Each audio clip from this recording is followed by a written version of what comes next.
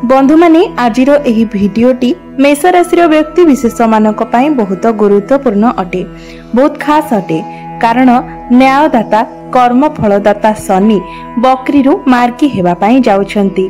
तो 15 नवेम्बर को शनि बकरीरु मार्गी हेबा पई जाउछंती।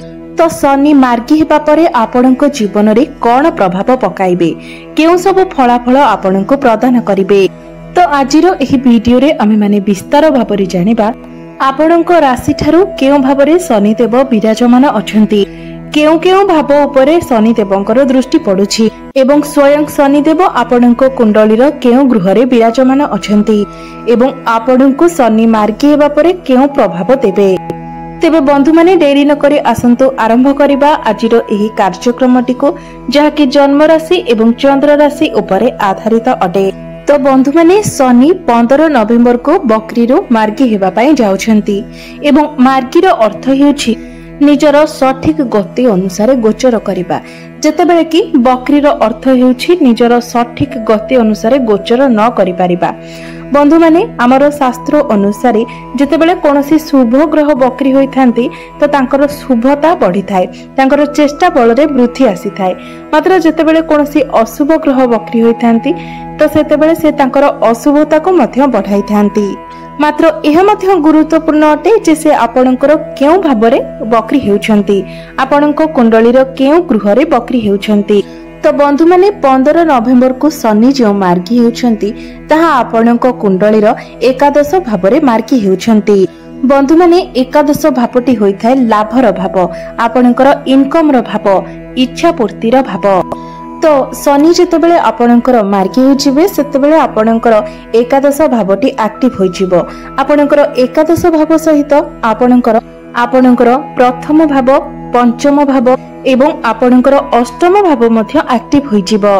तो बंधु माने 15 नवेम्बर रो आरंभ करी मार्च 30 अर्थात 2025 मसिहार मार्च 30 मध्य रे आपणको निश्चित भाबरे आपणकर चाकरी क्षेत्र रे प्रमोशन मिलिबो। आपणको प्रमोशन मिलिबार 90% संभावना रहुछि। तो एही 15 नवेम्बर रो आरंभ करिकि मार्च 30 मध्य रे निश्चित भाबरे आपणकर प्रमोशन होइजिबो। एहा सहित आपणकर फाइनेंशियल ग्रोथ मध्य हेबो, आपणकर इनकम रे ग्रोथ आसीबो। सडनली आपणकर इनकम रे ग्रोथ आसीबो, आपणको हठात करी लाभ प्राप्ति हेबो। एवं 30 मार्च ठारो आपणकर शनि 7.5 रो मध्य आरंभ होई जाउछि, जहा कि 30 वर्ष परे आपणकर शनि 7.5 आरंभ हेउछि। तो बंधु माने आपणको कुंडली रे शनि जदि नीच स्थिति रे थांती, खराब स्थिति रे थांती किंबा दुर्बल स्थिति रे थांती तो निश्चित भाव रे शनि 7.5 रे आपणको बहुत सारा समस्यार सम्मुखीन करबाको पड़िबो। शनि आपणको अनेक हैरान करि पारंती। तो यह आपणकर जन्म कुंडली आधार रे ही जणा जाय परिबो जे आपणको कुंडली रे शनिकर स्थिति किपरि रहिछि। आपणको कुंडली रे शनिक स्थिति अनुसार ही आपण शनि 7.5 रे एहार प्रभाव देखिबाको पाइबे। तो एकादश भावटी आपणकर इच्छा पूर्तिर भाव, आपणकर इच्छार भाव एवं कामर भाव होई थाए।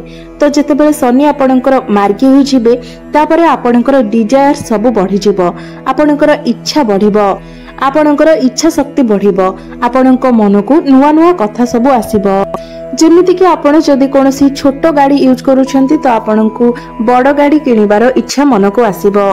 किंबा आपण जे कोनोसी भी इलेक्ट्रोनिक्स जिंस यूज करूछंती आपण ताको बदलैबार या मध्यरे लक्ष्य करा जिवो। आपण जदि कोनोसी छोट जिनिस यूज करूछंती तो आपण बड़ जिनिस यूज करबाको पसंद करिवे, ब्रांडेड जिनिस यूज करबाको पसंद करिवे। तो 15 नवेम्बर परे आपणकर कोनोसी इलेक्ट्रोनिक्स आइटम हो, कोनोसी गैजेट्स हो, किछि ना किछि जिनिस जहा कि इलेक्ट्रोनिक्स जिनिस होइथिबो किंबा लुहारे निर्मित कोनोसी जिनिस होइथिबो से सब जिनिस आपण क्रय करुथिबार देखा देबो। एवं शनि मार्गी हेबा परे आपणकर प्रथम भाव को दृष्टि देबे, जहा फल रे आपणकर जिद्दी बढ़ी जिवो, आपणको मध्यरे अधिक जिद्दी स्वभाव देखा देबो। एवं आपण एही समय निज हिसाब रे कार्य करबाको पसंद करिवे एवं आगो को बढ़िबा को पसंद करिवे। जेतु शनि मार्गी अछंती एवं पावरफुल अछंती तो आपण आ पछ को देखिबे नाही, आपण आगो को बढ़ी चलिबे एवं निज हिसाब रे कार्य सब करबा पई पसंद करिवे एवं ताहा भी जिद्दी स्वभाव सहित। मात्र एहार प्रभाव केउठारे ना केउठारे आपणकर प्रेम जीवन उपरे पड़िबो। तो आपनको निज जिद्दी उपरे कंट्रोल करिवार अछि ताहा ही आपनक पई भल रहिबो।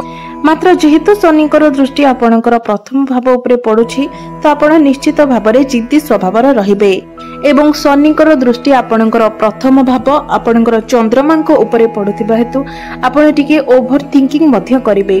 कोनोसी कथा को नेकी आपण अधिक भाबिबाकू लागिबे अर्थात बिना कारण ही आपण बहुत किछि भाबिबे जहार कि कोनोसी मूल्य नथिबो।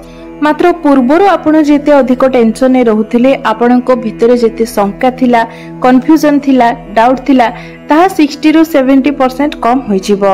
आपण कोनोसी गोटिए कथा को नेकी बहुत दुख रे थिले इमोशनल थिले बहुत स्ट्रेस रे थिले ताहा आपणकर शिक्षा क्षेत्र को नेकी हो आपणकर प्रेम जीवन को नेकी हो आपणकर फैमिली को नेकी हो किंबा आपणकर कैरियर चाकरी आपणकर व्यापार वाणिज्य जाको भी नेकी हो आपण बहुत स्ट्रेस रे थिले।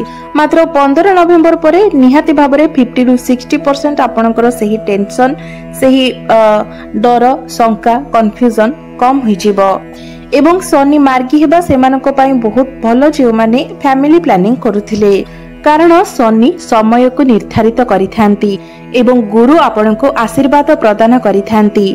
तो शनिकर दृष्टि आपणकर पंचम भाव उपरे पडुछि। पंचम भावटी होइथाय संतानर भाव। तो 15 नवेम्बर परे फैमिली प्लानिंग आपणको पई बहुत भलो रहिबो एवं जो माने विद्यार्थी अछंती से माने मध्य किछि ना किछि परिवर्तन निज शिक्षा क्षेत्र रे आनिबे किछि ना किछि चेंजेस किछि ना किछि परिवर्तन आपण निजर पाठ पढ़ारे आनिबे।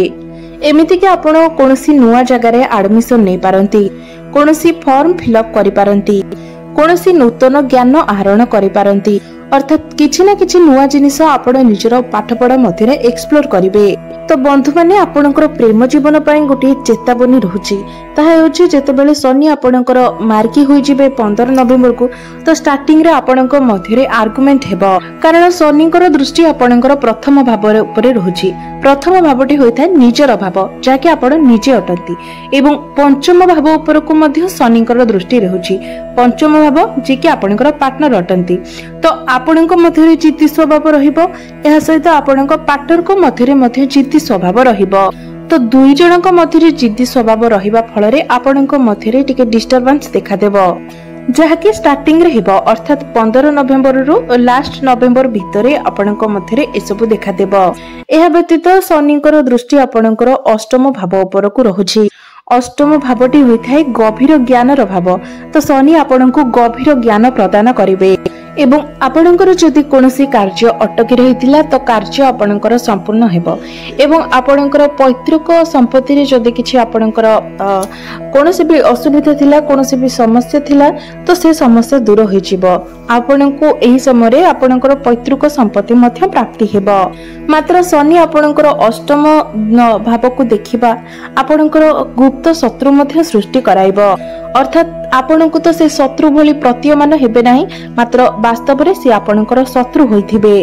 एही समय आपणकर शत्रु वृद्धि हेबो एमिति कि से आपणकर गृह शत्रु मध्य होई पारंते। तो ए सब प्रति आपणको टिके ध्यान देके चलिबार अछि। आपण काहा उपरे आखि बुझी विश्वास करंतु नाही किबा निजर जहा सब सीक्रेट अछि आपण अन्य मानको आगरे कहंतु नाही कारण आपण जानि भी परिबे नाही जे से आपणको पछरे आपणको विरुद्ध रे पॉलिटिक्स करूछंती आपणकर विरुद्ध रे किछि कार्य करूछंती जहा कि आपणको असुविधा रे पकाइबो एमिति कि से आपणकर घरर मध्य कोनोसी व्यक्ति होई पारंती।